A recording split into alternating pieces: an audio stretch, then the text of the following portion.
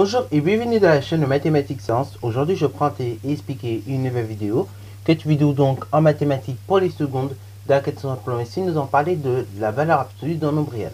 Alors donc ici ça fera partie d'une catégorie de 4 vidéos où on va parler un petit peu de ce sujet-là. Ok, donc durant les 4 prochaines vidéos, on va décortiquer un peu ce sujet. Je sais qu'il y en a qui aiment bien le traiter peut-être en 2 grosses vidéos.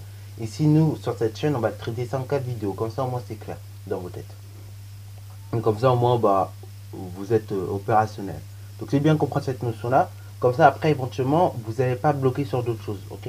Parce que là on parle de valeur absolue en classe de seconde, mais pour ceux qui voudront continuer la spécialité mathématique, vous devez savoir qu'on a un chapitre au début de l'année qui s'appelle les fonctions de référence.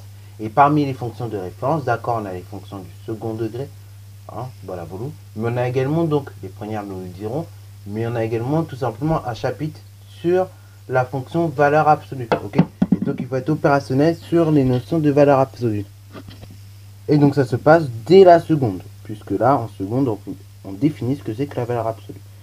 Alors, pour définir ce que c'est que la valeur absolue, on va tout simplement partir d'une droite graduée, ok? D'une droite graduée. Sur cette droite graduée, nous allons donc placer deux réels.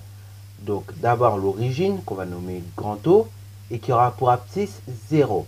Ensuite on va placer un second point, donc un point grand A d'abscisse petit a, ok? En fait, la distance que vous aurez entre le point O et le point A, ok, ça va être tout simplement ce qu'on appelle la valeur absolue de votre réel petit a, ok? Voilà, de votre réel petit a en l'occurrence. Et dans ce cas-là, et cette valeur absolue de notre réel en question, on va la noter de la façon suivante, c'est-à-dire donc barre, donc une barre horizontale, enfin une barre verticale, pardon, avec un A, et on ferme encore avec une barre verticale, ok? Et donc, comme une distance est toujours positive, dans ce cas-là, la valeur absolue d'un nombre réel est toujours positive, ok? Alors, pourquoi? Et c'est justement, là on va comprendre. Parce que justement, par exemple, que tu prennes la distance entre moins 3, si tu prends moins 3, la distance entre moins 3 et 0, elle est de 3, ok? Une distance, je vous rappelle, c'est toujours positif. Si tu prends 10 maintenant, 10, la distance que tu as entre 10 et 0, ça va être tout simplement donc 10, ok? Alors oui, d'ailleurs, ça fait rappeler une notion que vous connaissez très bien, c'est la notion de distance à 0. Bon, en fait, quand on parle de valeur absolue, on parle un petit peu de distance à 0. C'est une notion que vous avez vue normalement en classe de 5e. Nous, en tout cas, en classe de seconde, on appelle ça la valeur absolue. Mais en classe de 5e, c'est vrai que cette notion-là, on appelle ça la distance à 0, ou bien la distance à l'origine. En 5e, on avait défini ça comme ça, la distance à 0, c'est la distance que vous avez entre votre nombre et 0. Et bien là, c'est à peu près la même chose pour la valeur absolue, sauf que c'est un peu mieux défini. C'est-à-dire, on part d'une droite graduée, ok? La distance que vous avez entre votre nombre réel et l'origine, en fait, c'est la valeur absolue de votre réel, ok? Et donc, comme une distance est toujours positive, comme je le disais précédemment, dans ce cas-là, la valeur absolue d'un nombre réel est toujours positive. Autrement dit, donc, on peut déduire ces deux propriétés. Donc, valeur absolue de A est égale à si justement A est donc supérieur ou bien égal à 0. Ok? Autrement dit, si A est positif. Donc la valeur absolue de A est égale à A. Si A est positif, autrement dit, s'il est égal ou bien supérieur à 0. En revanche, la valeur absolue de A, elle va valoir moins A. Ou bien, on peut également traduire autrement. La valeur absolue de A va donc valoir l'opposé de A.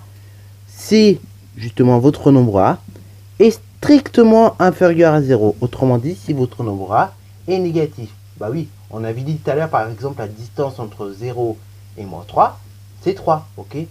Bah oui, entre moins 3, il y avait donc 3 de distance, ok? Voilà, voilà. Et 3, vous êtes bien d'accord avec moi, c'est l'opposé de moins 3. Ok? Bon, donc voyons un petit exemple, enfin quelques petits exemples. Si je vous demande valeur absolue de 5, 5 est donc positif, dans ce cas-là, valeur absolue de 5 vaut 5. En revanche, si je vous demande valeur absolue de moins 5, 5 est donc négatif. Dans ce cas-là, valeur absolue de moins 5, c'est donc moins 5. Autrement dit 5. Et si j'applique directement ma règle, c'est donc l'opposé de moins 5. Autrement dit 5. Ok? Donc soit vous appliquez votre règle directement parce que vous la comprenez bien, ou soit vous appliquez tout bêtement la formule. Voilà. Ça marche dans les deux cas comme vous voulez. Troisième exemple, éventuellement, si je prends valeur absolue, je sais pas, de 9, valeur absolue 9, ça va donner 9, ok? valeur absolue de moins 18, ça va donner deux solutions. Moins 18, autrement dit 18. Ou bien directement l'opposé de moins 18, c'est-à-dire 18. Ok, voilà vous. Donc retenez bien cette chose-là. La valeur absolue, en fait, c'est la distance que vous avez entre un point sur un droit gradué, donc entre un réel et son origine. Ok. Et donc, si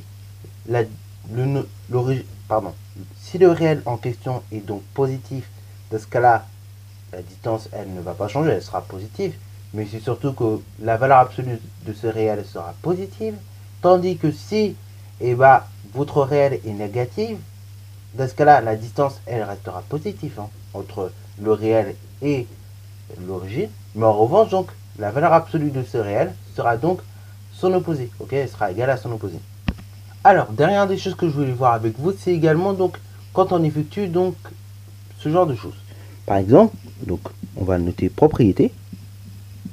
Dans la vidéo sur les racines carrées, on avait vu un petit truc particulier. Lorsqu'on effectuait racine carrée de a exposant 2, on trouvait soit a lorsque votre nombre était donc positif, et on trouvait moins a, donc autrement dit l'opposé de a, lorsque votre nombre a était donc négatif. Ok, voilà vous.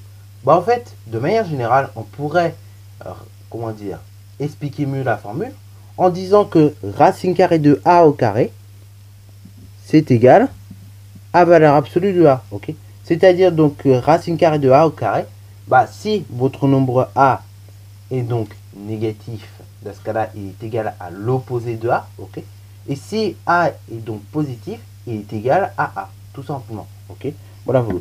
Et donc la racine carrée de a au carré est toujours positive. Ok, comme on peut le constater ici. Par exemple, si on a racine carrée de 5 exposant 2, ça sera donc égal à valeur absolue de 5, autrement dit 5. Mais si j'ai racine carrée donc de moins 9 au carré, ok, dans ce cas-là, ce sera égal à valeur absolue de moins 9. Valeur absolue de moins 9, c'est donc moins 9, ou bien directement 9. Ok, voilà vous. Ça aussi, c'est un petit truc à bien retenir au niveau donc des valeurs absolues. Sur ce, c'est la fin de cette vidéo. J'espère qu'elle t'a plu. N'hésite d'ailleurs pas à la liker, commenter et bonne reste à toi en mathématiques et en sciences.